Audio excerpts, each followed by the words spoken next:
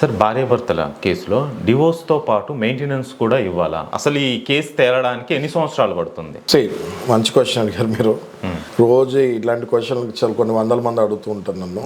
నేను చెప్తూనే ఉంటాను, బికాస్ ఎంత అవేర్నెస్ క్రియేట్ చేస్తే అంత లీగల్ నాలెడ్జ్ అందరూ పెంచుకోవాలనేది నా కోరిక. ఒకసారి డైవర్స్కి వెళ్ళిన తర్వాత భర్త కంపల్సరీ మెయింటెనెన్స్ భార్యకి ఇవ్వాల్సిందే. అది ఎలాంటి భార్యలకి?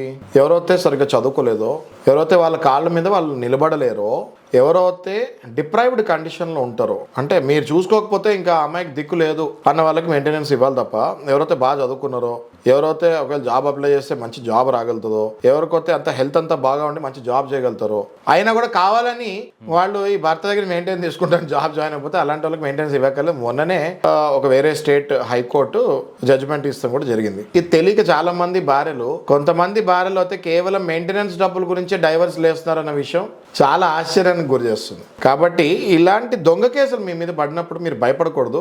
ఒక మంచి అడ్వకేట్ని అప్రోచ్ అవ్వాలి, ఉన్నది ఉన్నట్టు నిజాలు చెప్పాలి. తప్పకుండా అడ్వకేట్ మిమ్మల్ని కాపాడుతారు.